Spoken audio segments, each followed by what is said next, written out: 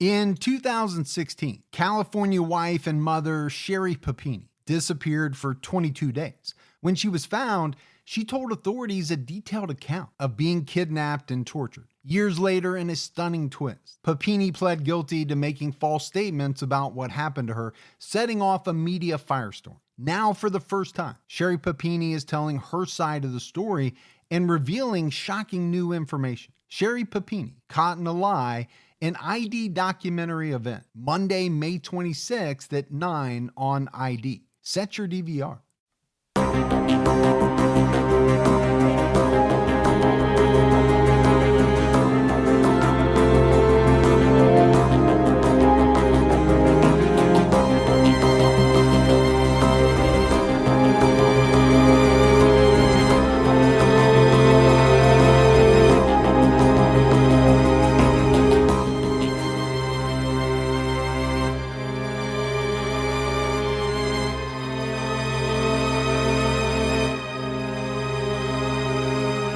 Hello, everyone, and welcome to episode 163 of the True Crime All the Time podcast. I'm Mike Ferguson, and with me, as always, is my partner in true crime, Mike Gibson. Gibby, how are you? I'm good, man. Doing well. I'm glad to hear it. Yeah. I hope you had a good Christmas. Here's the problem. Yeah. You can't actually tell me if you had a good Christmas because we're recording this before Christmas. Well, I think I'll have a good one because I was nice. I wasn't naughty. Well, let's just assume that we both did. Yeah. And say, yeah, it was great. There you go. Merry Christmas to us. So like I said, we're recording this right before Christmas, and Yeah. it's such a busy time of the year, man. I had to go out yesterday to the mall area. I wasn't even going to the mall, Oh, really? just around it. Oh, that's terrible. And it's gridlock. Yeah. Well, you know where I work. So you know just Where I used to work. where you used to work. Yeah. Yeah, I am very familiar with it. Yeah. So just going out to lunch around that area, man, is a nightmare now because the mall's right there. Sure. Yeah. But it doesn't last long. And then before you know it, we'll be back to normal. Yeah. All right, Gibbs. So we have our new Patreon supporters. Okay. Let's go ahead and give our shout outs. All We right. had Annie Snyder, Hey, Annie. Patricia Lopez, What's going on, Patricia? Najara Payne, Ooh, Najara. Kyle Roost, What's going on, Kyle? Tamara Knight, Hey, thanks, Tamara. James Simon, What's going on, James? Amanda Hamlin, Hey, Amanda. Catherine What's Wilms, going on, Catherine? Megan Seitz, Ooh, Megan. I like that. Danielle Hawk. Hawk. Well, you got some phlegm in your mouth? Yeah, I had a little something going on there. Carly Fitzgerald, Hey, Carly. Lulu and Oscar, Hey, what's up, Lulu and Oscar? Heather Deluxey, Lena Cuneo, Hey, Cunio. Tamarind Lee Appelis. Ooh, Appelis. I've never seen that before. Yeah, that's a good one to put in at a restaurant. Monica Phillips, Hey, Monica. Williams Campbell, What's going on, Williams Campbell? Henson Milam, Hey, thanks, Henson. Sylvie, Just Sylvie. Sherry, Hey, Sherry. Danielle Cunaberte. Ooh, Cuna Berte. That's fun to say. It is. I'm going to say that again later today. Just for the fun of it? Yeah, Yeah. Maybe at a holiday party or, just random. just figure out a way to bring it up in conversation. Exactly. And then last but not least, Reese Cowie. Hey, Reese. So we appreciate all that new support. And then if we go back into the vault, Gibbs, this week we selected Andrea Hendrickson. Wow, that's awesome. Yeah. Andrea. So a lot of new support, a lot of people, Gibbs, that have been with us for years and years. And we just appreciate it all. We do. We really do. We had some PayPal support as well. Kathleen Martin, Hey, Catherine. Angie Stevenson, Hey, Angie. Julie Brown, What's up, Julie? and Eva's Nater Terapi. Nature therapy. Yeah, that's the second time I've had to say that. Yeah. And I'm still not sure if I'm even close, to be honest with you. I don't know either. I don't know what a nature therapy is. I don't either. So listen, we're taking this week off. Not really, because you and I are sitting here in the studio recording, but Right. essentially, as close as you and I can get to taking the week off, that's what we're doing. But we have something very special for our TCAT fans. This is an episode that you and I recorded earlier in the year for Patreon. This was maybe 5-6 months ago. I don't remember exactly when it came out. We did it for a very specific reason, and that was to correct the second episode that we ever did of True Crime All the Time. Right. I did it by myself on Richard Kuklinski.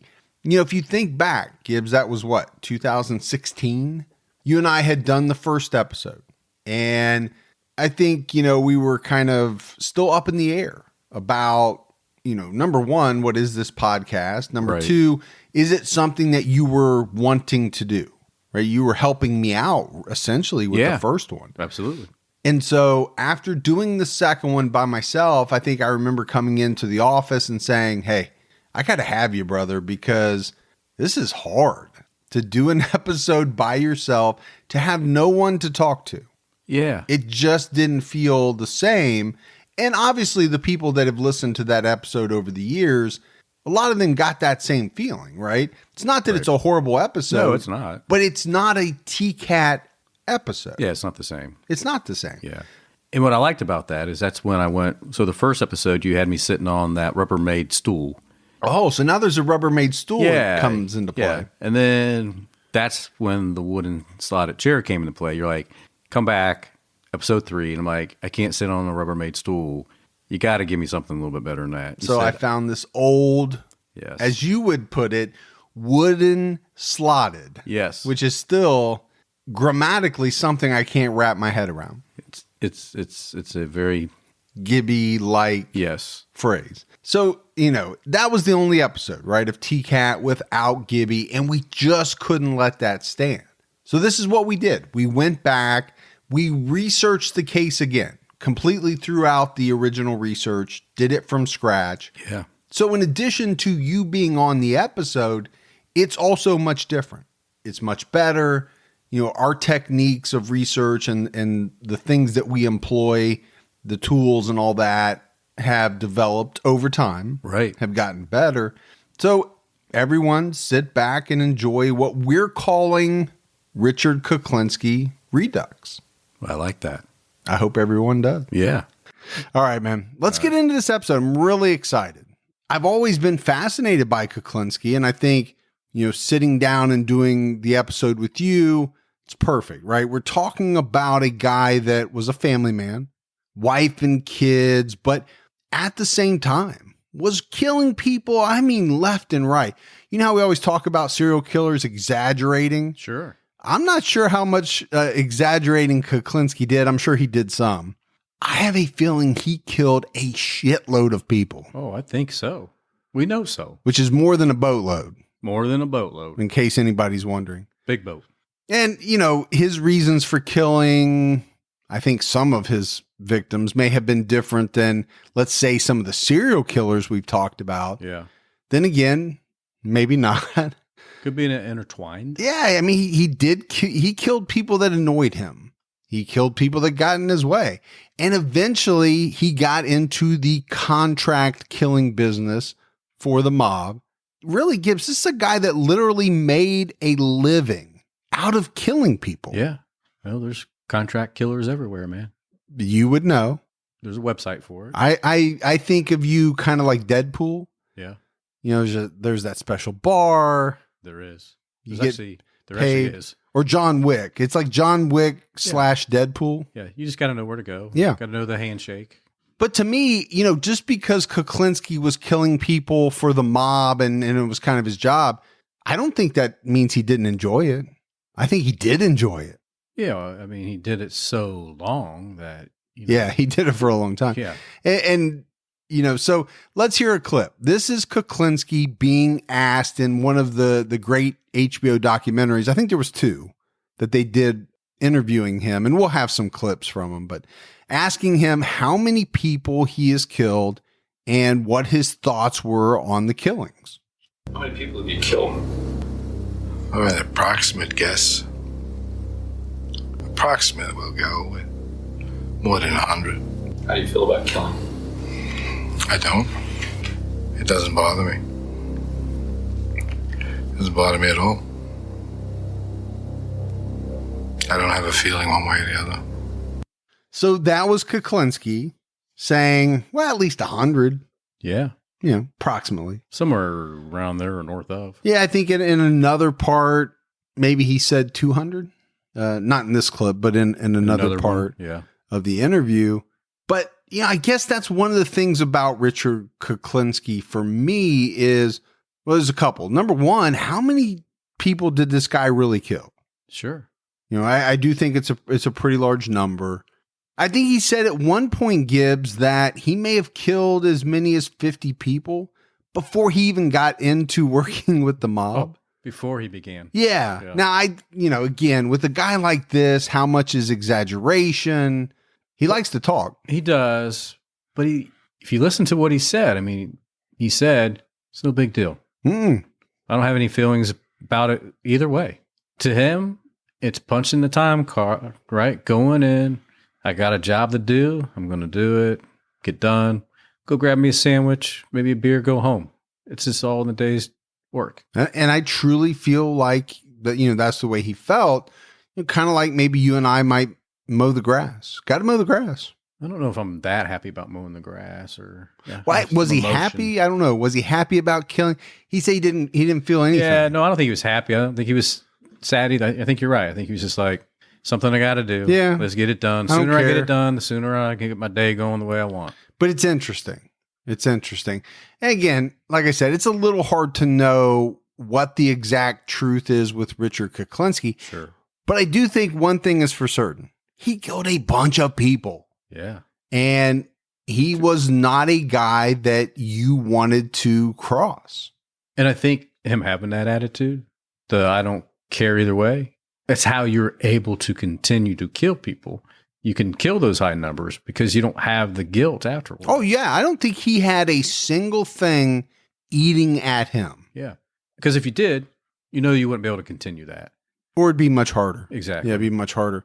But, we're also talking about a guy as an adult, Richard Kuklinski. He's about 6'4", 6'5", maybe win as high as 3 bills. Man, that's a big boy. Yeah, he was a big Buford.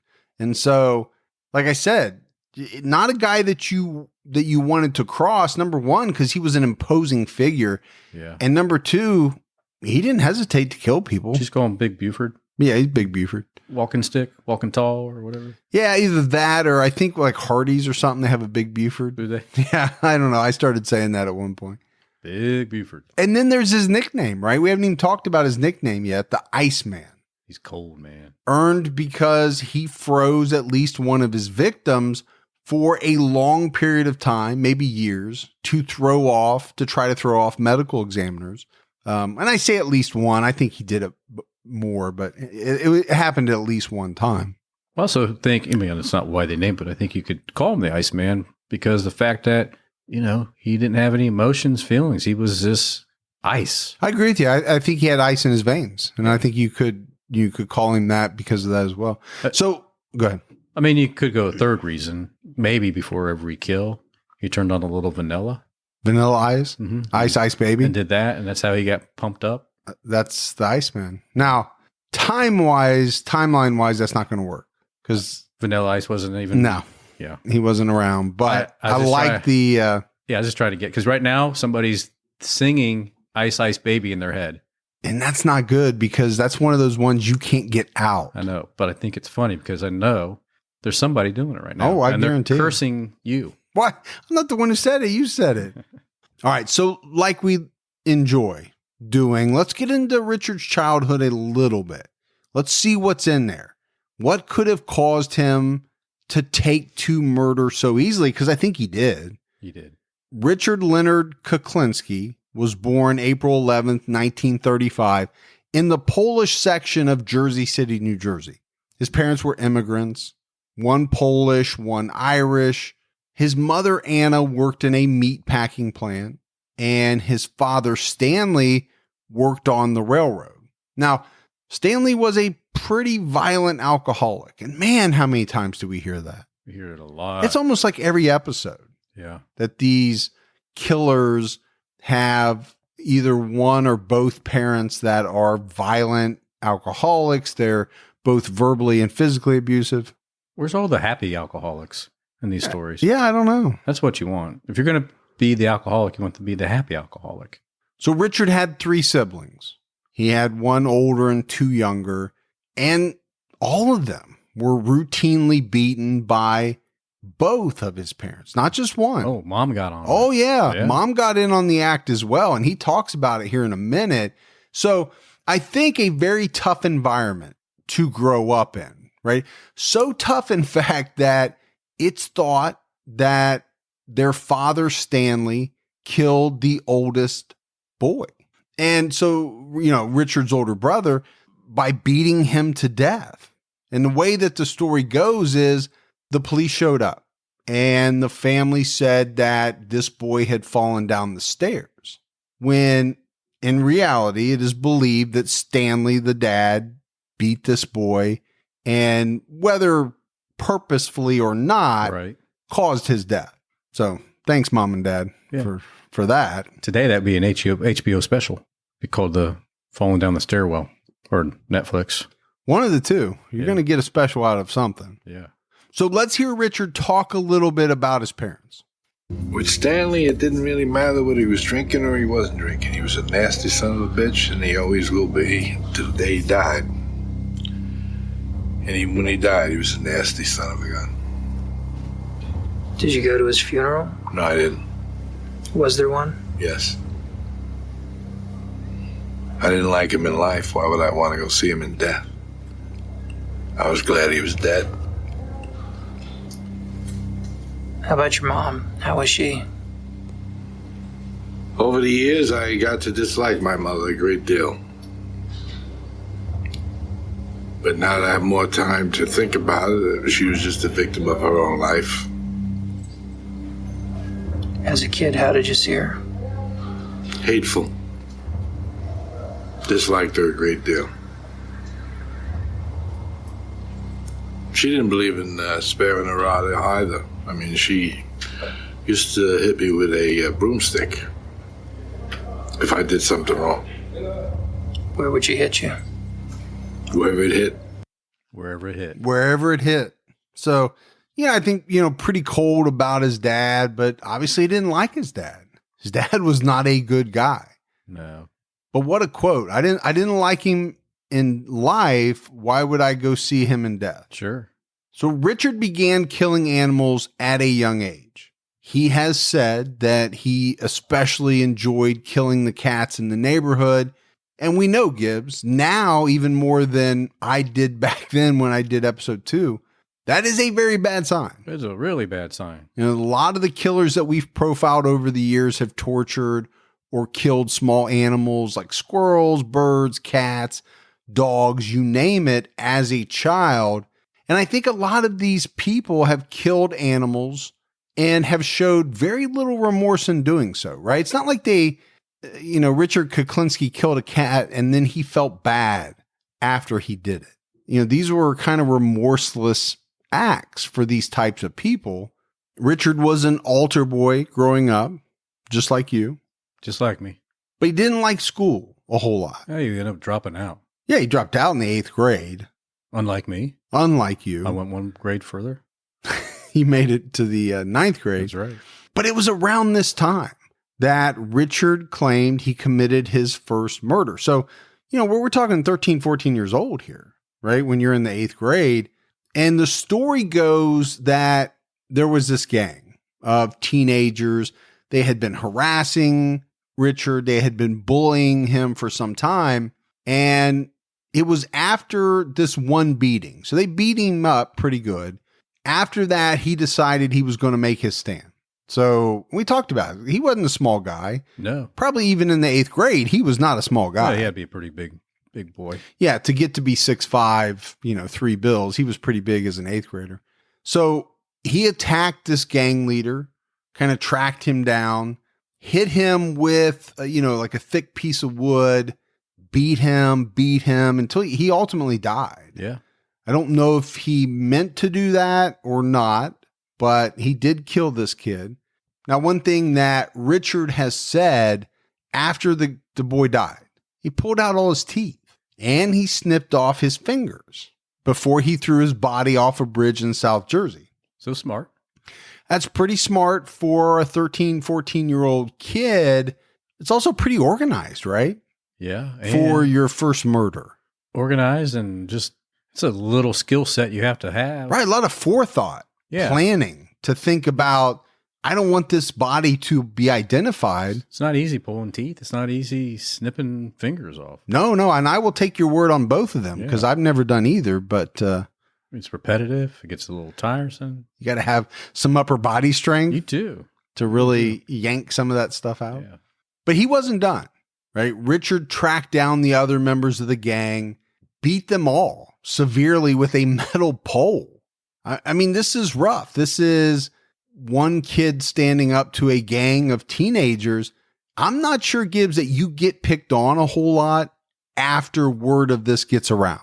No, I'm pretty sure people are like, don't mess with that kid. Yes. Like I mean, that. he killed the leader and he beat beat all the other kids up severely. It's like that movie 3 O'Clock High or whatever. Nobody wanted to mess with the big boy. What's 3 o'clock high?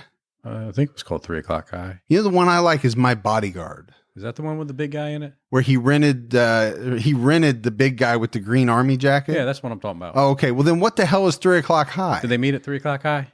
Out to have the big fight? You think the name of the high school is 3 o'clock? No. You're calling it 3 o'clock high. 3 o'clock when the clock hits 3 o'clock high. You were high at No, 3 o'clock? it hit 3 I'm o'clock. totally confused. Are you high now? Let's get that out of the way first. I have not been drinking, and I have not been Three- doing 3 o'clock high. 3 O'Clock High. No, I think the one you're talking about is My Bodyguard. I think you're right. Did the guy have a big like green army jacket? Yeah. So like we said, right, you're not going to get messed with after you do something like this. But what came out of this is Richard talking about his feelings of this first murder much later on. He said he felt empowered. He was in control, maybe for the first time in his life. No, I believe that. I mean, I don't know how many fights you've been in, but you know how it is when you get Couple. done. Yeah, when you're done with a fight that you won, you feel pretty damn good. Yeah, you asked me how many I was in. You didn't ask me how many I won. Well, I didn't want to go there. I know. You know. Yeah, he felt like he was in control. I think this was huge. This was a turning point in his life because it was this type of power. I would almost call it swagger, Gibbs, that Kuklinski would carry on with him as an adult. And I think from this point forward, he didn't take any shit. He decided he was going to be in control, and he didn't take it well when he felt that someone else was disrespecting him. Well, like you say, I mean, he certainly developed confidence, Yes. and confidence carries a lot of weight. And he knew he could do what needed to be done. So when you have that, you're not afraid of many things. Fear is not something that lingers in your head anymore. Yeah, and I don't think he was. I don't think he was fearful. You know, as the years went by and he got to be an adult, he began killing people, quite a few. He talked about the fact that he would kill people that annoyed him, especially like loudmouths in a bar. Yeah. Anybody that reminded him of his father, he would kill. And I don't think it took a lot to get under Richard's skin. There is always that one person that just won't stop, that keeps going. Oh, that gets under your going. skin, you mean? Yeah. Oh, sure. You know, and you're like, say it one more time. One more time. But, you know, we don't do anything. Meet me at 3 o'clock high. Yeah, 3 o'clock high. Over by the flagpole. It's going down, man. You know, he's on the west side of New York City Yeah. and he's running the streets. It's almost as if that place became his testing ground. You know, how tough are you? Well, I think he was pretty damn tough. You have to be, man. Or he was good at killing people. You know, it's almost like he was honing his talents. Yeah. Now, a lot of the murders that I think he carried out, again, if you believe Richard Kuklinski, I think a lot of those the police took as, vagrants, killing each other, things like that. It wasn't like, oh my gosh, all these people are dying. Yeah. This is the west side of New York City. There's people everywhere. Well, it's just another bad person gone. Yeah.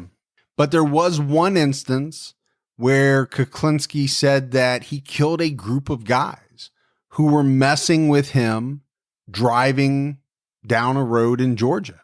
Driving in Georgia one time. And we were riding down the road, and there was a couple of vans running around, and they would hooping and hollering there. I guess they were having a good old time and maybe drinking and whatnot.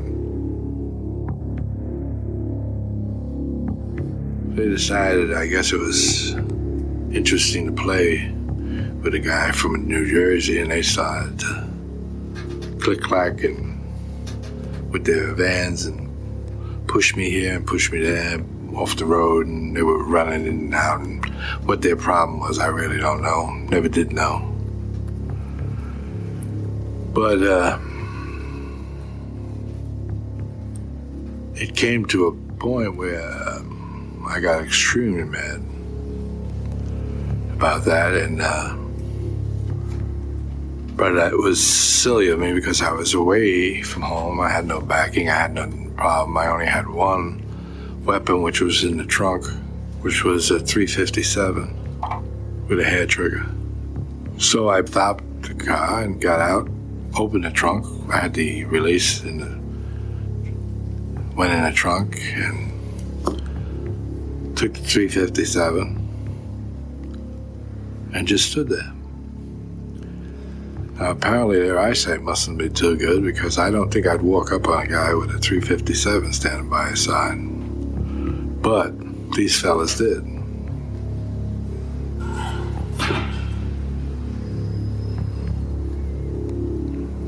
Foolish mistake. They all died. Well, I certainly wouldn't walk up to somebody with a .357 on their side. No, I wouldn't either. But again, I mean, I think this is one of those things, right? Richard Kuklinski is being interviewed for this, these documentaries that ultimately came out on HBO. How much of this is real? How much of this is bravado, him telling stories? Right. I think there's actually some pictures of these boys in Georgia. So I'm pretty sure this one happened. Right. Or he somehow knew about this in Georgia and used it as his own. Took claim to it. And I would bet on the former rather than the latter. Yeah. One thing I would say, he's very calm about telling the story. Oh, yeah. And I believe he was probably very calculated when he decided that he was going to go ahead and pull the trigger. Yeah. No, I agree with you. And it's actually fascinating to sit and listen to him, kind of like an Ed Kemper or somebody. Yeah. You just can't believe the words that are coming out of their mouth. Because, when you're handling a gun like that, confidence is key. And you have to be, if you're all panicky, there's a pretty good chance you're going to miss your target. Oh, yeah. Right. I mean, you have to be steady. You have to be calm. You have to keep your nerves under control for sure. Yeah. So especially if you're going to shoot a bunch of people at one time. Exactly. So. And I know from experience, but. Well, no, you do, but not me. Now, I actually do know a lot about shooting under pressure. Yeah. Not actually shooting a person, but shooting targets. And I think, like you said, confidence, I would use the word nerves, steadiness, all that. It's key, right? If you get jumpy, it doesn't take much at all for a bullet to go off of from the intended target. Just the slightest flinch. Especially with that hair trigger. The hair trigger. All right, Gibbs, let's take a break and talk about our sponsors. Hey, TCAT folks, are you looking to freshen up your snack game? Well, Perfect Bar has you covered. They have a whole lineup of fresh from the fridge protein snacks that you and your family will love. Perfect Bar is the original refrigerated protein bar. Yeah, I said it, refrigerated. It means they're free from chemical preservatives and they're stored in the fridge for optimal taste and texture. They're made from freshly ground nut butter and organic honey. These things have up to 17 grams of whole food protein, 20 organic superfoods. They have a cookie dough-like texture, and they're just as nutritious as they are delicious. They have a wide variety of flavors: dark chocolate peanut butter, coconut peanut butter, which is my favorite, and almond butter. They even have some seasonal ones like pumpkin pie and chocolate mint. And right now, Perfect Bar is offering 15% off your online order. Just go to perfectbar.com/TCAT. Shop their refrigerated snacks at perfectbar.com/TCAT today to get 15% off your order. We want you to be seasonally prepared. So go to perfectbar.com/TCAT to stock up and save 15%. You know what? Between hitting the gym, eating cleaner, or learning a new skill, There's a lot of ways that we can better ourselves in the new year, but I can't think of one that's more important than starting the year off tackling high-interest credit card debt. Our friends at Upstart.com are here to help. Upstart is the revolutionary lending platform that offers smarter rates to help you pay off high-interest credit card debt. They go beyond the traditional credit score when assessing your credit worthiness. They actually reward you based on your education and job history in the form of a smarter rate. Upstart believes that you're more than just your credit score. They believe in you, and they make it fast, simple, and easy to check your rate. And because it's a soft pull, it won't affect your credit score. The hard pull only occurs if you accept your rate. And the best part is that once your loan is approved and accepted, most people get their funds the very next business day. See why Upstart is ranked number 1 in their category with over 300 businesses on Trustpilot. And hurry to upstart.com/TCAT to find out how low your Upstart rate is. Checking your rate only takes a few minutes. That's upstart.com/TCAT. So we fast forward, Richard's working in the porn business. I mean, not like you, Gibbs, he's not in front of the camera, but it was through this enterprise that he got into business with the Gambino crime family. And specifically, one of their chief enforcers, Roy DeMeo. Can't believe you let me run through that porn thing and didn't say a word. Roy DeMeo. I mean, this was a bad guy in his own right. I think he killed a lot of people over the years, Roy did. He was not a guy to mess with either. According to Kuklinski, DeMeo took him out one day in his car. They parked on a city street. Roy had selected a random target. This is a man walking his dog, and he ordered Kuklinski to kill this man. Just random. Random. I'm going to see how dedicated you are. Exactly. That's exactly what it was. He was testing him. He wanted to see how far Kuklinski would go.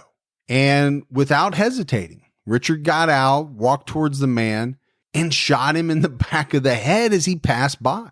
So I think that showed Roy right there. This is a guy that could be very valuable. And it was really from that point, moving forward, that Richard became one of DeMeo's kind of like favorite guys. If Roy needed somebody killed, chances are he was probably going to call Richard. And here's Richard talking about not that hit, but a particular hit that he was paid to carry out. This guy taking care of, but he wanted to talk to him first. So when I got to the place, I asked the man for the money. So the guy says he didn't have it, and Roy would just have to wait until he got the money to pay him. And that was that. He'd have to wait. So I said to the man, I said, well, you have to then talk to him. He wants to talk to you. So I dialed the phone number, and he got on the phone, and I said, he wants to talk to you. So he was talking to him, and I guess they were acting like everything was all right, because he got off the phone, he handed me the phone back. He says, hey, I told you he'd wait. He's in the better frame of mind. Don't worry about it. He wants to talk to you now. So I picked up the phone, and he said, kill him. You better have Roy DeMeo's money. Yeah. Is the lesson that I'm taking from that one. That's what you learned from that. In 1961, Richard married a woman named Barbara, and the pair would have 3 children together.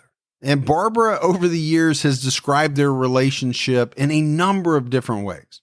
She has said that they lived the all-American, affluent, suburban family life at their New Jersey home. She's also been quoted as saying that Richard tried to smother her with a pillow.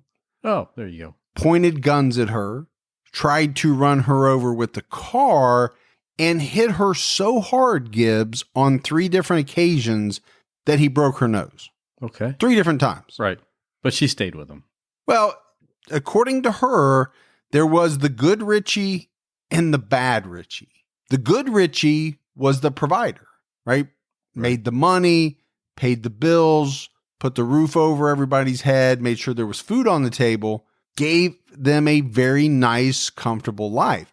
But the bad Richie would come out, and he could be extremely abusive, verbally, physically abusive, not only to Barbara, but to the kids as well. Yeah. Like the Warriors. Come out. The Warriors? The movie The Warriors. Okay. I didn't know what Warriors. The Warriors. It didn't even come out. That's what the guy says. Warriors. Just meet me at 3 o'clock high and we'll settle the whole We'll thing. leave it at that. Yeah. Now, in 1970, Richard's brother, Joe, his younger brother, he was 25 years old. He stole the dog of a 12-year-old girl. That's just mean, man. Well, that's the start of the meanness, but he told the girl that he had found her dog. So he essentially tricked her into following him to the roof of the building. And it was there that Joseph Kuklinski raped and murdered this 12-year-old girl. And after that, he threw her body and the dog off of the roof to the street. And it said it was about 40 feet. Jeez. This was very brutal. Sounds worse than his brother. And this is Richard's younger brother. The dog survived and started howling, and that alerted some of the neighbors. And obviously they found the young girl. She did not survive.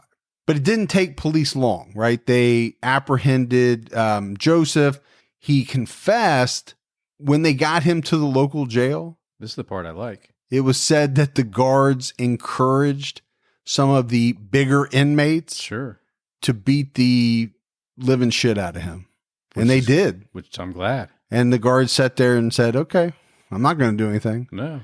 You raped and killed a 12-year-old girl. You deserve what you get. He was ultimately convicted and given a life sentence for the rape and murder of this 12-year-old girl. And I guess the reason I bring it up is, so two killers from the same family, Yeah. you cannot tell me that their childhood didn't play some type of factor. Yeah, it's factor of environment, man. Yeah. Environment, nature versus nurture, all of that stuff, Yeah. that you and I talk about on our episodes, it had to have. All right. So we get back to Richard. He's enforcing for the mob. He's killing people left and right. At the same time, where he's playing house in the Jersey suburbs the whole time. No one around him, not his family, not his friends, neighbors, no one. No one really knew what this guy was up to. It's like you're talking to the guy next door to you. Yeah. Hey, man, how's it going? He's like, F you. And he walks inside. Yeah. And you're like, hey, he seems like a nice guy. Yeah. I have a problem with that guy. But yet he gets ice delivered to his place all the time. Hey, I wonder what he's doing with all that I don't ice. know. I thought he had like a snow shack or something. It's like a He mystery. don't have one. Maybe he's got a Hawaiian ice thing that In he his likes to basement? eat. Yeah, in his Yeah. basement. So all these people, and this includes his wife, right? They know he's abusive to, with inside the family, but everybody around him just thinks he's this successful businessman. But Gibbs, being a hitman, an enforcer for the mob, that's not an 8-to-5 job. No, It's kind of like podcasting. It's not an 8-to-5 job. it's definitely not 8 to 5. Sometimes there's things that need to be done, and it doesn't matter what time it is, Just got to do it.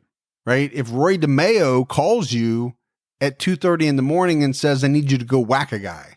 You say, okay, DeMeo. Okay, first of all, I want to make sure we're talking about killing someone Right. because I got to have that down. Yeah. I got to make that perfectly clear. Crystal clear. Kuklinski had that issue, right? He would have to leave sometimes in the middle of the night, sometimes right in the middle of dinner. He would get a call and he would have to go take care of something. I wonder if they have code words. Probably. Like, I think whack was a code Whack. word for some of them. I need you to go throw the fish in the river. Maybe. Something. I do think, I wonder this, Gibbs, about his wife. It's always kind of been said that she didn't know, she had no idea. I think later on, right, after she finds out exactly what Richard has been doing for so many years and years, it has to dawn on her. She has to look back at some of the things, running out in the middle of dinner, getting a call at 3 o'clock in the morning. Some of those things now all of a sudden probably make sense. I mean, if you found out, you kind of suspicious, but then you ran across some stuff, you're like, man, Gibbs has killed 43 people. Mm-hmm. Mm-hmm. Not 42, not 44, 43. Right. Would you say anything? Or were you just like, you know what? Some things are just best left unsaid? But what I don't know for sure.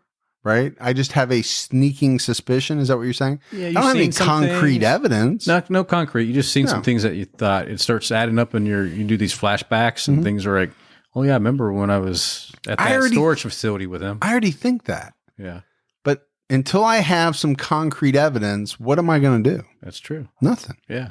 Why is there a wood chipper in his shed? I don't I'll know. let you live your life, man.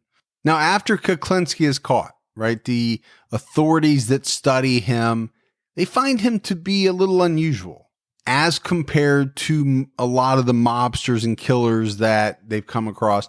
Number one, the guy's not a huge drinker, not into drugs, didn't cheat on his wife, didn't really gamble. It wasn't like he was just out doing a bunch of mobster type stuff, like you think of Goodfellas. Right. He's just out killing people, which was part of Goodfellas too. But all the other stuff, right? The drinking, the sleeping around, the gambling, that just really wasn't his thing, apparently. But you have to think, working with Roy DeMeo, that was a scary thing. He was a very volatile guy. And eventually, Roy fell out of favor with the Gambino crime family. So much so that they put a hit out on him. And he was found shot to death in the trunk of his own car in January of 1983. Now, I think Kuklinski has hinted from time to time back in the day that he maybe had something to do with it, but I don't think that's true. I think most people believe it was another hitman. Could have been. But again, why would he not want to take credit for it? Well, that's true. You know? Yeah. I think he probably took credit for things that he didn't do. Richard, when he got into the 1980s, he started to get sloppy. He was kind of trying to work on his own some, kind of start his own rackets, ways to make money, but he got a little sloppy. He killed a guy named George Maliband. And Maliband was a guy that Kuklinski knew from the pornography business. Yeah. You know him, right? Oh, yeah. You know George. Yeah, GM. Mm-hmm. Yep. You called him GM, sure, back in the day. In early 1980, Kuklinski had vouched for this guy, George Maliband, to Roy DeMeo. And I don't know how, gambling or whatever, Maliband racked up a bunch of debt to Roy. And because Kuklinski had vouched for him, this debt was falling back on Richard. Well, obviously he didn't like that. This guy, George, wasn't paying his debts. And then George made the worst mistake that anyone could make with Richard Kuklinski. He made a veiled threat in the car while they were driving to see Roy DeMeo. And the threat was kind of towards his family, basically saying, hey, I know where you live. Yeah. To Richard Kuklinski. That's not the smartest thing in the world. That's just not the smartest thing at all. Because, and we may talk about it a little bit later, I don't think Richard cared about anything except for his family. I think that is the one thing he truly cared about. So if you're going to make a threat, even veiled, against them, it's not going to end well for you. Mm-mm. And it didn't end well for George Maliband either. Richard pulled the car over and shot this guy with a .38 revolver. So he's in the car. He has a dead body. Not just a dead body. Pretty big dead body. Yeah, pretty big, right? So Richard was big, but this George Maliband was like 6'3", maybe went 3 bills himself. Yeah. 3 hundo. Always remember him as a pretty big guy. Yeah, George was. I mean, he was a big guy to be in porn, to be honest with you. You don't see that many guys of that stature in the porn game. But Richard's got to figure out how to dispose of this big guy's body. So what he decides is that he's going to put him into a 55-gallon drum. Well, that's not easy. You literally has to force this guy, bending him like in half, like you'd bend a Barbie. Yeah. Or, like one of those G.I. Joes or something. Be a real difficult task for sure. And then trying to stuff him down in this 55-gallon drum. Well, he got him in, but he had problem with the legs. So he started breaking the legs, and then he figured, well, I got to cut some things. He started cutting like behind the knee. I mean, just cutting whatever he could to try to get this guy, all of his body parts in this 55-gallon drum. But he finally got the top on, he secured it, and he essentially rolled it off the side of a of a big cliff.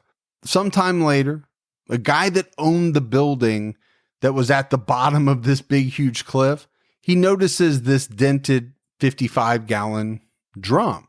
The lid had popped off in this 60-foot tumble, and the guy was looking at it, and there was something sticking out. And as he got closer, he realized it was 2 bloody human legs sticking out of this 55-gallon drum. It's a sight to see. Sure. So he ran, got the police out there. But this is why I say that Richard got sloppy, because police were able to trace the identity of this person, George Maliband. And when they talked to George's brother, he said, well, I know he was seriously afraid of this guy named Richard Kuklinski. So that's kind of how Richard got on police radar. He's a suspect. They can't prove he did it, but he's a suspect. He's a suspect. Person of interest? Person of interest, sure. Now we have to talk about Robert Prongay. I think this guy is kind of a fascinating guy in his own right. Yeah. He was a hitman. Yeah. They called him Mr. Softy because he drove around the Mr. Softy truck. You have a similar nickname. I've heard your wife call you that. Oh, that's wrong. That is so wrong. So he's driving around in this truck handing out treats for kids. He's also a hitman, so it's kind of his cover. But he and Kuklinski kind of get to be friends, and apparently Richard learned a lot from this guy. This guy was really into using cyanide to murder his victims. He was also into demolitions and things like that. Imagine you're at the kill club and you're just sitting around, having some beers with the other killers, just trading stories, trying to outdo each other. Yeah, you think that was really bad? Let me tell you, there's this one time. Swapping stories? Yeah. Swapping horror stories of hits that went wrong? Yeah. Sure. Exactly. I can see it would happen. So I think for a number of years, and I don't know how many years, but for a number of years, this guy Prongay, he was kind of important in Richard's life. Kind of like a development coach? I don't know. Yeah, he learned some things. He learned different ways to kill. They might have pulled off some hits together. In July of 1981, a man named Louis Masgay left his home in Pennsylvania. He had about $95,000 with him. He was a partner of Richard Kuklinski. I don't know. They were doing something with this $95,000, obviously some type of illegal business where he was going to make a huge profit. Right. Well, he never came home. They found his abandoned van on Route 17 in Bergen County.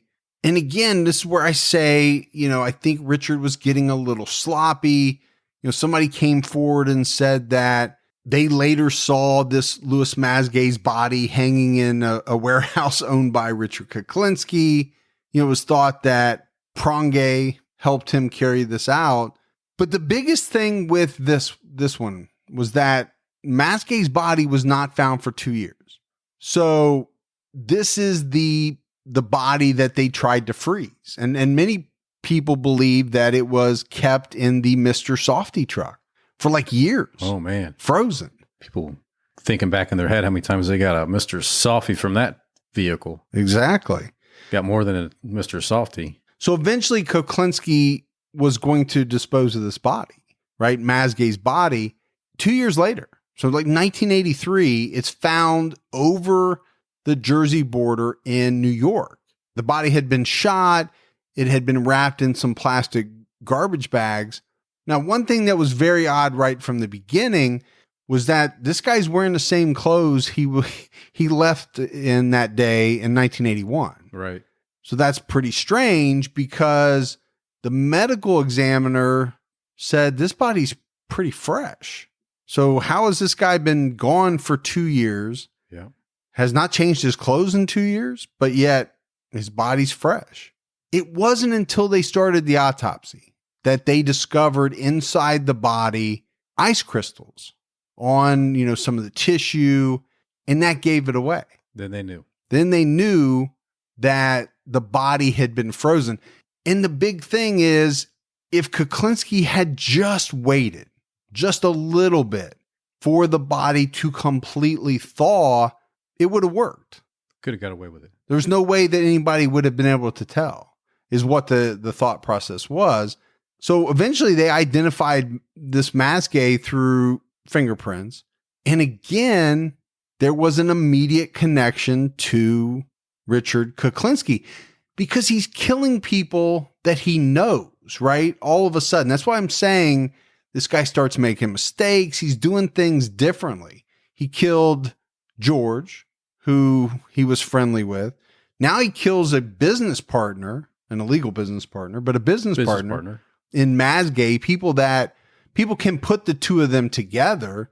He becomes an even bigger suspect. And this is when the police start calling him the Iceman. But again, they don't have enough to arrest him, put him away. So Kuklinski's always on the lookout for new ways to profit, to make money from killing people. It's kind of his thing, right? It's how he supported his family. So there was this pharmacist named Paul Hoffman. And this guy wanted to make a bunch of money by buying illegally some drugs on the cheap and then reselling them through his pharmacy. Oh, get the bigger profit Yeah. through the drug. Yeah. And one of them in particular was Tagamet. Oh, remember Tagamet? Yeah. I thought that was like an over-the-counter drug now. Maybe it is. Probably is now. Back then. But back then, you know, this guy was ready to buy $25,000 worth of Tagamet. Yeah. You know how that stuff is. I mean, it's fresh on the market. Yeah. Everybody when it wants- just it's comes out. It's like that blue pill you take now that you buy off the not behind the counter now. So this is the afternoon of April 29th, 1982. This deal is going to go down, right? $25,000 worth of Tagamet. This is funny, Tagamet man. is like an acid or a, what do you call it? Yeah, heartburn. Anti-heartburn medication. So Hoffman gave Kuklinski this $25,000. And it was at that point that Kuklinski said, it's not real. I don't have the pills. And he killed this Paul Hoffman. He would admit to it later, you know, shot him, beat him Yeah. with a tire iron. And then This is the best part. he stuck him in another 55-gallon steel drum Yeah. and poured cement in there. Yeah. And when I say best part, it's sad. It's just, No, sure. I can't believe he thinks this stuff and follows it through. But then, so that's not even to me, the most outlandish part of it. It's not like he dropped the drum into the ocean or a lake or something like that. He basically set it outside a motel next to this hot dog stand, which is where you would put your dead body. That's That's in a where should I put? I know what. I'll put it by 55-gallon this drum. hot dog stand. So this is in Little Ferry, New Jersey. I guess from what Kuklinski has said, he would go from time to time to the hot dog stand, get a hot dog, and see if somebody had found his barrel. He was just curious. He's just wondering if somebody was ever going to find it. Now, eventually one day he goes to get a hot dog and the barrel's gone. Apparently somebody had moved it. But the strange thing is, to this day, this guy, Paul Hoffman's body has never been found. It's really weird. So somebody took it. Maybe the city guys came by, said, get this out of here. Take it to the dump. And they took it to the dump. Maybe. Yeah. Maybe. So, couple of mistakes. He died. I then took him and put him in a 50-gallon drum, put it on the side of a motel. It was behind Harry's corner.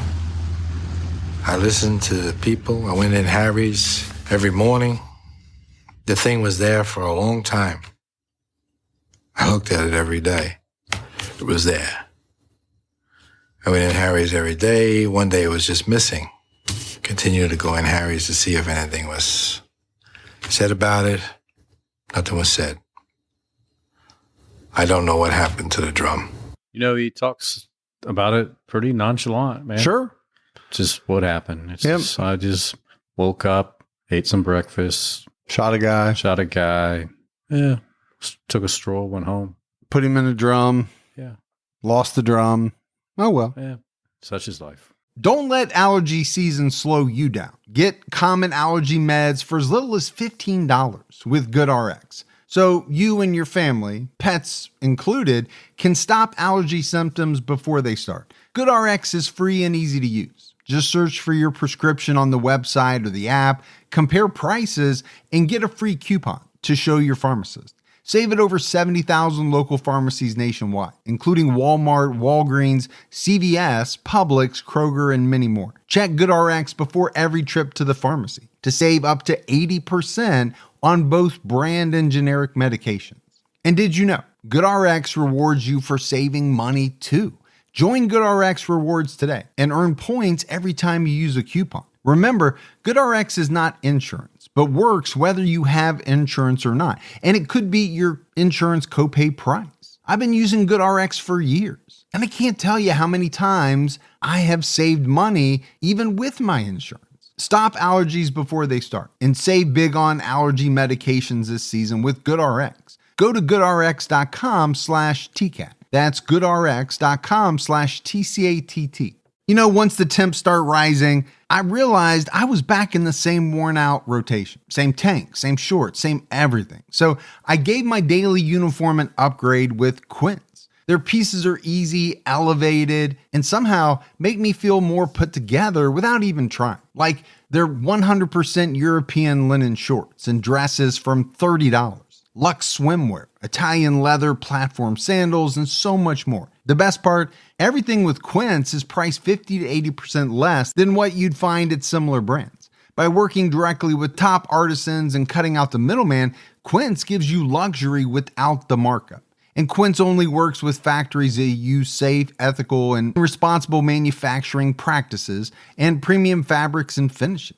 I'm getting ready to stock up on shorts for summer from Quince, and I know they're going to be amazing because everything I've ordered has been of the highest quality, and the prices are amazing. Treat your closet to a little summer glow up with Quince. Go to quince.com/TCAT for free shipping on your order and 365-day returns. That's QUINCE.com/TCATT to get free shipping and 365-day returns. Quince.com/TCAT. So I think he's really making some mistakes.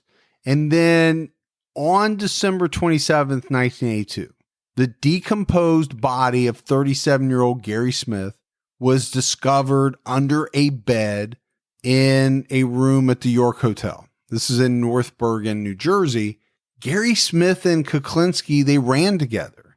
They pulled jobs together. They were into auto theft, along with another man named Daniel Deppner. And, it would come out that Kuklinski and Deppner decided that they had to get rid of this Gary Smith guy, which they did on December 23rd. They fed him cyanide-laced hamburgers while they were all three in the room at this hotel. But apparently this guy didn't die as quickly as Richard Kuklinski thought he would. So he had Deppner strangle Smith with a lamp cord. And Deppner's ex-wife, Barbara, was supposed to be, coming with a car. They were going to move this body. And I guess she never showed up. So they just stuck the body underneath the mattress in this hotel room and left. That's what you do, man. Yeah. Just cut out a little hole, shove them in. Can you imagine renting this room? Because it was said, Gibbs, that over the next 4 days, the room was rented out to people. And of course, they thought there was like a, kind of a strange smell going on. Thought some rodent died in the wall or something. But apparently, they didn't think to look under the bed. They would have seen a dead body. Yeah. Imagine finding out that you slept in there, you had some coitus interruptus, and coitus interruptus? The whole time, there's somebody dead underneath the bed. That's definitely strange. Though it would be a conversation starter. And so this is one where, and I talk about Dr. Michael Baden a lot. Michael Baden, the forensic pathologist, he reviewed this case. And I think at one point he came out and said that if they would have just let this guy die due to the cyanide, it's possible that the death would have been attributed to something natural, heart attack, whatever. Right. But because Kuklinski couldn't wait, he got so impatient, he had this other guy strangle him with the lamp cord. Right. Well, not too hard to tell that you've been strangled with a lamp cord. No, it's going to be very obvious. Yeah, those ligature marks are going to stand out. So that alone proved that this guy was murdered. So I mentioned Daniel Deppner, right? He helped kill Gary Smith. This is like the point in time, I think, Gibbs, where Kuklinski is starting to think he needs to get rid of people around him that know all the things that he's done. Clean house. He's cleaning house. Deppner's body was found May 14th, 1983 by somebody riding their bike. Kuklinski killed Deppner, put his body inside some green garbage bags and dumped it there. Left it out for the vultures to eat. He did. When investigators started looking into it, these people were all known cohorts of Richard Kuklinski. They weren't strangers. And that's where it gets very strange. You kill a stranger, that's one thing. Sure. In a contract hit or whatever. You start killing all the people that you're friendly with and doing jobs with, and they have family that know who you are. That's something completely different. Exactly. And investigators noted that the place where Richard dumped this guy's body, it was like 3 miles from this ranch where his family went all the time. I think they rode horses or did something at this ranch. Just up the street. So again, this is just another business associate of Kuklinski's to have been found dead. So he's all over police radar, but they have not been able to get enough evidence to put him away. The next year in 1984, he killed Mr. Softy. Mr. Softy was no more. Nope. He killed him, shot him, had something to do, I believe, with an argument. And again, this Prange guy did something that you shouldn't do, and that was threaten Kuklinski's family. And that was enough, right? That's enough to get you killed. Every day. And he shot Robert Prange, or Mr. Softy, and he basically left him in the truck. He was found inside his Mr. Softy truck. In the garage that he kept it in, the problem was the garage that he kept it in was right across the street from a garage owned by Kuklinski. And again, the two were known associates. So we fast forward to 1985. They have got to figure out how to get this Richard Kuklinski. They put together a task force, right? You got to have a task force. Always should have a task force. Always, if you can't do it any other way, you got to have a task force. Sometimes I build a task force to build things. You put together a task force? You said you build a task force. I build the task force to build other things. Yeah. Why don't you build a 3 o'clock high? I might just. And then you and I will fight in front of it. I don't think you want that. Well, I'm going to bring my bodyguard. Oh, I'm still confident. So 85, what the task force came up with, and it's really kind of brilliant. They got an ATF special agent who worked undercover. This guy's name was Dominic Polifrone, and he was able to get close to Richard Kuklinski. And it really wasn't all that hard. The guy was posing as a fellow hitman by the name of Dominic Michael Provenzano, which I feel like if you were going to be a hitman, that's the last name you would pick. That's actually that whole the whole thing, right? Dominic Provenzano. It's just a strong Italian name. You'd say it in like a Chef Boyardee voice, but that's the name you would pick. Or I could say it, So Polifrone got close to Kuklinski, and at one point he wanted to hire him for a hit. And they're talking on the phone a lot, right? About, hey, I need you to take care of this for me.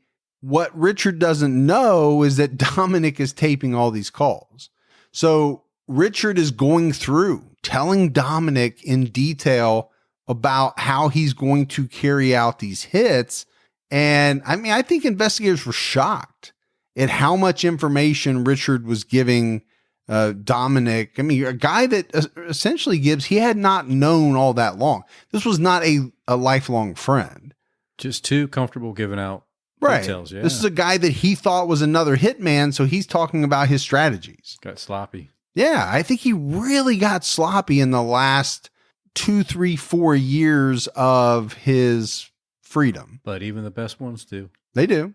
It was on December 17th, 1986, that it was arranged for Kuklinski to meet Dom to get some cyanide for this hit, right, that he was going to carry out. And apparently Dom told Kuklinski that it was a undercover police detective. That's who he was going to take out. And Richard said, no problem. No biggie. I got this. Yeah. So they pick up this cyanide, and at some point, Richard tests it on a stray animal. You remember how hard it used to be to get cyanide, man? Yeah, it's very hard. Yeah. Are you saying it's not anymore? No, I'm just saying, you remember how hard it was Yeah. to get it? Yeah. Mm-hmm, sure. Okay. So he tests it on this animal. Nothing happens, right? He realizes it's not poison. And one of the things I haven't talked about is, and I think he got this from Mr. Softy. Kuklinski found out that you could take this cyanide, put it in like a cleaner spray bottle, Right. dilute it a little bit, and spray it in somebody's face and freaking kill them. You just be walking by and just, It just absorbs in. yeah. Yeah. So he had it in this bottle. I think he sprayed this dog. So everybody knows. Yeah.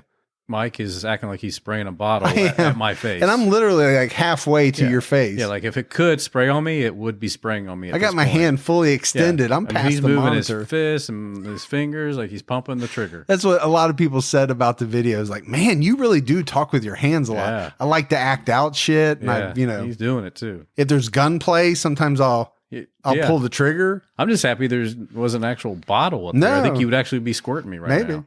So he squirts this dog. Nothing happens. He realizes this is not poison. It's not cyanide. So he didn't know what to do. He's going to go through with this hit, but now he doesn't because he knows something's up. So they move in. They arrest him a few hours later. His wife is with him. They find a gun in the car. They ultimately charge his wife with trying to resist arrest or keep them from arresting him. Okay. Law enforcement authorities have arrested one of the most notorious contract killers in state history. A self-employed Bergen County man is behind bars, charged with 5 murders, and prosecutors are investigating his involvement in dozens more. This is unwarranted, unnecessary. These guys watch too many movies. So I like that one because that's actually Kuklinski after he was arrested, and he's saying, you know, what are they arresting me for? These guys just watch too many movies. I'm not a hitman. I'm not a hitman. They're crazy. But obviously it's all going to come out, right? Prosecutors charged him with 5 murders, 6 weapons violations, some attempted murder, robbery, attempted robbery. I think it was 19 counts in all It was, man. that could have led up to minimum like 300 years in prison. Maybe even the death penalty. Could have, right. Yeah, Yeah. possibly the death penalty. I guess they figured out that he had pretty large sums of money in a Swiss bank account. Smart. He had some reservations to leave the country because I think he knew something was up. You could feel it. He just knew something wasn't right. So they put him in the Bergen County jail. He's in there on $2 million bail. This is what blew me away, Gibbs. Incredibly, somehow, this guy had no criminal record. He had killed like people since he was 14 years old. Had never been convicted of anything that would stick to his record. Escaped everything. Yeah. Yeah. I just think he was really good at what he did for many, many years. Until he got sloppy. Until he got sloppy. And it really wasn't until the last, like I said, 3, 4, 5 years, however many it was. And I say they all get sloppy. We know they do. Eventually they do. And he did. But up until then, you know, it's kind of like the question, was he really that good? Was he that smart? Was he really lucky? No, I think to do it as long as he did, It's more than luck, it's right? skill. It's definitely skill. I think so too. You know, I don't think his luck ran out. I think he just, Complacent. yeah, he thought he was too. He thought he was too good. He thought he could never get caught. Like Israel Keys got complacent. Sure, everybody does. You know? Even the smartest serial killers do. Guy in Indiana, Bombowder, Herb. Baumeister. Baumeister. Bomb. Yeah, Herb. So they've got him though, right? They have him all these conversations of him talking about killing people with cyanide. He talked about freezing bodies to confuse medical examiners. Now, what is strange is on these tapes, it's not like he's coming out and saying, I killed Robert Pronge. I killed this person, and this person. but he's giving enough information where they're able to try to link him. Sure. But it's circumstantial. And that's going to be the issue at trial. You know, he goes to trial in January of 88 for the murders of Daniel Deppner and Gary Smith. I'm assuming those are the two that they had the most on him about. So you had Dr. Michael Bodden testified, as did Dominic Polifrone, and a jury ultimately found Kuklinski guilty of 2 murders. But like I said, on what was really very circumstantial evidence. That's really all it was. Yeah, they didn't have a lot of concrete evidence, but they had enough circumstantial evidence. And enough to get him a life sentence. Yeah, and I think it's probably why they were not able to get the death penalty. You know, it's not like they had an eyewitness that could say, I saw Richard Kuklinski kill so-and-so. So they got, you know, life sentences, not the death penalty, but yeah, but they weren't done either. No, they're not done. They were going to go after him for the murders of George Malaban, Louis Masgay, and Paul Hoffman. But they're pretty smart about this one. Oh, I think it's very smart. Right? They don't want to go through a whole nother trial. That's going to be expensive. Right. It's going to cost the taxpayers a bunch of money. So they played on what they knew was really the only thing in the world that Richard Kuklinski actually cared about, and that was his family. So they said that they would drop the charges against his wife, whatever it was, resisting arrest or whatever she had been charged with. But apparently his son had also been charged. He caught some drug and weapon charges. They said that they would drop the charges against him as well. So apparently they stopped his son. They found a gun, I think, but they also found something called a cestus. Oh, yeah? You ever heard of a cestus? I'm not allowed to talk about it. Cestus. Never heard of it. Nope. Sounds like Festivus for the rest of us. It does. The way it was described was it's like a leather band with a bunch of studs on it. Yeah. That you either wrap around your knuckles, like a version of brass knuckles, but decorative. When you're not needing it, you wear it around your wrist as a. Yeah, you actually could. Then you put it on your knuckles and hit somebody with it and do some damage. That's right. So it was called a cestus. I've never heard of it. So they're going to drop the charges against his family if he pleads guilty and tells them everything, and he did. Right? I think he even led them to the bodies. He cooperated. He racked up some more life sentences. In all, I think he was convicted of 5 murders. Consecutive life sentences. Essentially, he was ineligible for parole until I think he was 111 years old. Something like that. So if you made it to 111, maybe we will let you out. Maybe. I think if you make it to 111, Gibbs, Al Roker will come and do something special at the prison. Do a little shout out. Willard Scott will probably come back from the dead. Is he alive or dead? I don't know. He's retired. He's retired. He'll either come out of retirement or back from the dead to wish you a happy 111th birthday. It's not going to happen, right? For a guy like Richard Kuklinski. Right. And something that I thought was interesting was that he ended up in the same prison as his brother that we talked about. What kind of reunion that is? I don't think much of one. Yeah. I don't think so. What if they dominate the prison or the wing that they're in, you know? Yeah. Hey, it's the brothers. The Kuklinski brothers. He is such a cold-blooded killer, they call him the Iceman. After being convicted of 2 murders, he confessed to 2 others in court today. I shot George Malaban 5 times. Louis Masgay on July 1st, 1981. I shot him once in the back of the head. So pretty matter of fact, you know, he's just standing up in court and saying, I killed these people. Yeah, here you go. In 2003, he pled guilty to the 1980 slaying of a guy named Peter Calabro. And Calabro was a New York City police detective. It added 30 years to his sentence. It really didn't mean anything. Well, but it did probably to Yeah. the family I of- shouldn't. You're right, Gibbs. I shouldn't say it didn't mean anything. It didn't mean anything in regards to his sentence. No, not at that point. He was never going to leave. But for the Calabro family, Yeah. which I think is where you were headed, Right. it probably meant a lot. Sure. And so I'm glad you corrected me there. In October 2005, at this point, Richard had been in prison for 17 years. He was diagnosed with a rare disease. It was this inflammation of the blood vessels, and he was transferred to a secure medical center. And this is where I don't want to say it's comical because the man dies, but apparently he had asked doctors to make sure that they, revived him, or they asked him if he wanted to be revived. And he said, yeah, right. If he flatlined or whatever, use the paddles, man. You do whatever you got to do.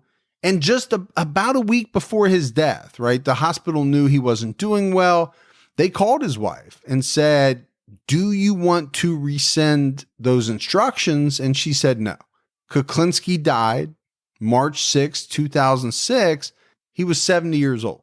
So I don't know, Gibbs. I mean, I think the guy is somewhat fascinating to me.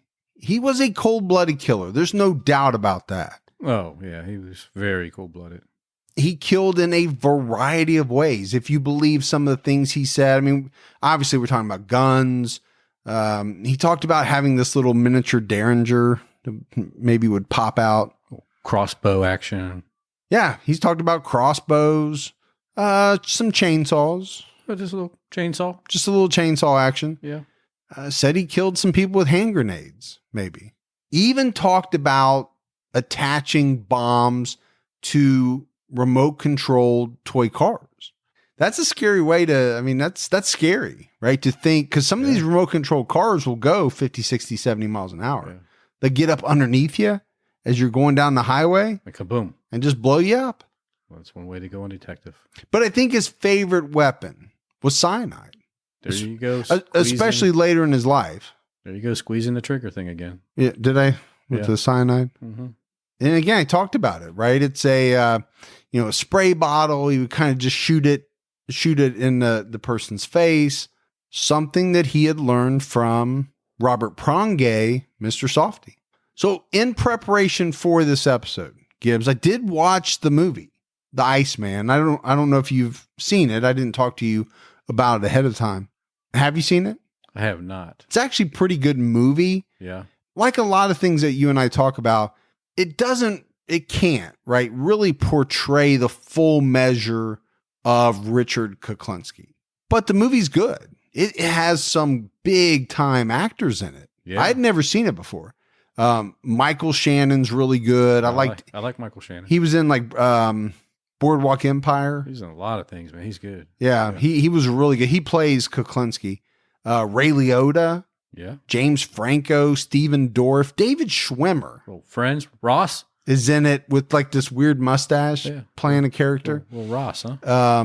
Winona Ryder plays his wife. Would she still? Lipstick? Did she steal something off the set? No. Oh, okay. I thought you were talking about like what did she steal when she got caught back I in the just day? had out, you know. Who else? Oh, Chris Evans, Is that like Captain America. Yeah. He plays Mr. Softy. Yeah. So- That hurts a lot of women out there right now. It's kind of a star-studded cast. There's this one part in the movie that really got me, and it's where Kuklinski is driving with his wife and kids in the car, and I think he either runs into somebody or they get in a scrape between two cars. Yeah. And this guy gets out and starts cussing at him and stuff, right? Another reason why in a road rage situation, you better damn well know who you're getting involved with. And there's really no way for you to, so be careful. Exactly. He gets out and starts cussing up this prolific contract killer. Right. And the guy, Kuklinski, says, you know what, get back in your car or something bad's going to happen or whatever. Right. And the guy just won't stop. And I think at one point he threatens his family. Says something about, I'm going to kill you and your whole family or whatever. I can't remember exactly. Yeah. But the part that got me was that was it. It was like the light switch was flipped to on. Kuklinski chased this guy like around the city. Yeah. And it reminded me of myself so much. I was getting ready to say, why do I sound like this is a story about you? I know. And I'm watching this thinking, oh my God, is this what I look like? Yeah. I've got my wife in the car. My kids and his kids were like screaming, Yeah. Daddy, stop. Your girl's back there crying. I know. This is the end. I need to get my life together. Yeah. You're like, man. I'm like an applesauce away from being Richard Kuklinski. Yeah. And right before you start that story, you're like, so you need to be really careful on who you decide you're going to argue with in road rage incident. But then you went into the story, and that is exactly you. I probably heard you tell a handful of stories that you've done that are worse than that. Yes. Oh, yeah. But you're still here. I'm still here. Yeah. But that, the movie's worth watching for sure. You're not going to get the full measure of Richard Kuklinski because you can't in an hour and a half. No. It's just not possible. But it was an entertaining movie. I liked it. Yeah, I'll have to catch it out. All right, Gibbs. So that was our Patreon episode on Richard Kuklinski. We hope everyone enjoyed it. You can find a bunch of Patreon episodes like that. Yeah. At patreon.com/true crime all the time. Good stuff. We put one out every month. And in fact, we just dropped a new one yesterday on a love triangle between a millionaire, an ex-football player, and a blonde bombshell that ended in murder. It's a fascinating story. Can't get any better than that. No. That's some intriguing stuff. It's Hollywood movie type stuff. Yeah. Right? Love triangle between those three types of people. So if you want, you can definitely go check that out. We hope that everyone is enjoying their holidays, and we want to wish everyone a happy new year. Yes. Gibbs, as we wrap up, we have some voicemails. Okay. So let's check those out. Hey, Mike and Gibby. This is Brittany calling from Raleigh, North Carolina.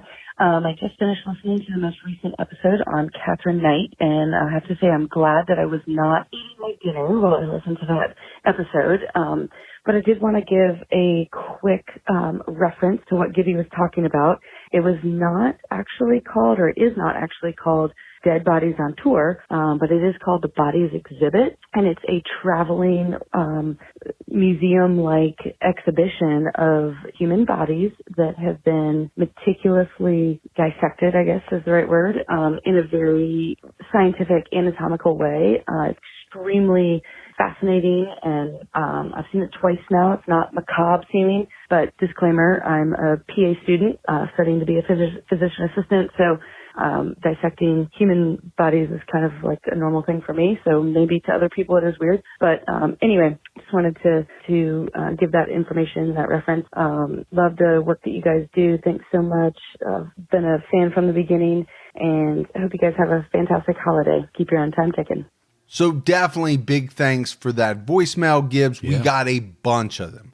Anytime you say something like that, E.F. Hutton, everybody listens. Yeah. And then I get thousands of emails, hundreds of voicemails. That's great, man. I love it. No, it is great. So I played one voicemail. Right. I just picked one from what was probably 20 or 30, to be honest with you. Yeah. Most of the emails I get say, Gibby was right. Well, yes. Was Gibby right? Was it really called Dead Bodies on Tour? I do not think so. That'd be a cool t-shirt. I did not think so from the beginning. I wasn't doubting the fact that there was some type of, exhibition. Right. What I was doubting was the fact that you called it Dead Bodies on Tour. Like the Wiggles or something. You're buying tickets to... Maybe we can combine the Wiggles with the Dead Body Tour. Is the Wiggles still a thing? I don't know, probably. Oh my gosh, I used to get so fed up with my kids. Is that even the name of it, the Wiggles? I think it is. I think Wiggles. it is. Yeah. It was one of those groups that you just couldn't get the songs out of your mind. Right. It would drive you nuts. But how cool was it? I mean, I'm saying cool, but, she enjoys dissecting. Well, it's right up her alley. Yeah. She is studying to be a PA. Yeah. Hi, Mike and Gibby. This is Ivy Martinez. I'm from Orange County, California. LA born, Santa Ana raised. We've had quite a bit of crimes out here. I actually have a cousin who's a guard at the prison where one of the Menendez brothers is at. And some people I grew up going to church with actually moved here from Texas, and their older brother actually grew up with Richard Ramirez.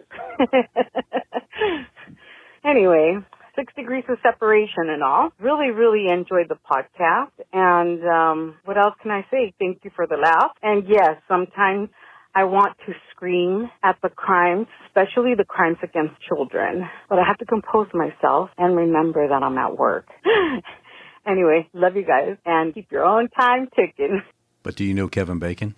The nexus for the 6 degrees of separation game. Yeah.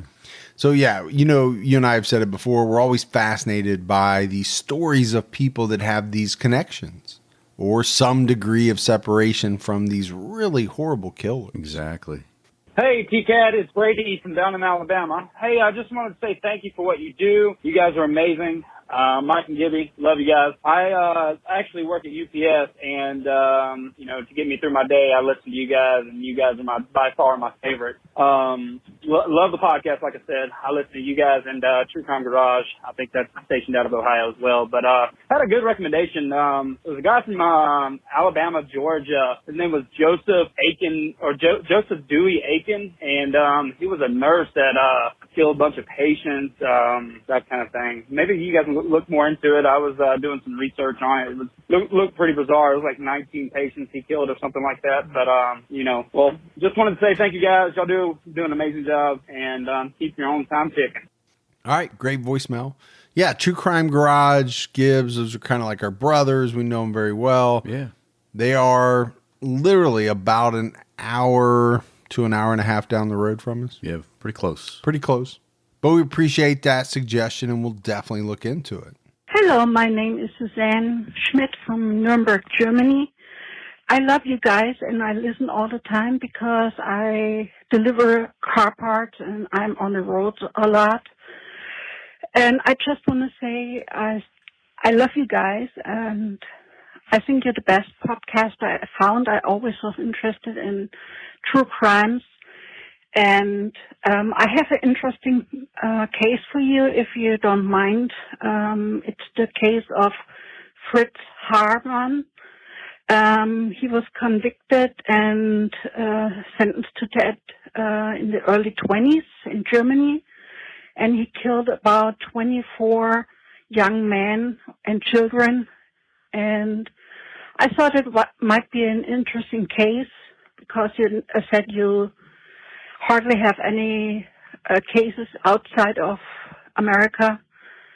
So I thought I'd give you a shout out and keep your own time ticking. Bye. She says she delivers car parts? She does. I was actually thinking I need a carburetor for a 68 Camaro. So Suzanne, if you're in the Ohio area delivering car parts, just drop that off. But I'm thinking in Germany. Do they really need car parts? I thought German cars were just the best, man. Are you putting down German cars? No, I'm just saying. BMW. Every car. Now, Mercedes. what I will say is those car parts are very expensive. Yeah. When you get into the BMWs, Mercedes, all those German automakers, man, from what I understand, because I've never had one of those cars, I don't make that kind of money. Those car parts are very expensive. Maybe she delivers them in a armored vehicle. Maybe. But we appreciate it, and we'll definitely look into that case. Have we done a TCAT in Germany? I know we've been there. I think we have. At least once, maybe, I was thinking. But it's time to go back. Gibbs, we had mailbag. Our good friend Jamie McLaughlin Bearden sent us some Garrett's Chicago-style popcorn. It's by far my favorite. So, for one, if you've never tried Chicago-style popcorn with the caramel and the cheese together, try it. I know it sounds kind of funky, but it is awesome, and Garrett's is by far the best I've ever had. Our friend Lottie sent us some goodies from Denmark, probably getting us ready for our Scandinavian episode that we're rolling out in early 2020. She also sent us some very cool personalized coasters for the studio. And then someone sent us some TCAT magnets, but again, there was no name on it. I'm pretty sure it was the same person who sent us the mugs last week. All right, everyone, that is it for another episode of True Crime All the Time. It's the last episode, Gibby, of 2019. Oh, yeah. So it is. We appreciate everyone listening. We hope you had a good year. We hope you have a great new year. Yeah, happy New Year. We'll be back with you in 2020 after the ball drops. So for Mike, And Gibby. Stay safe and keep your own time ticking.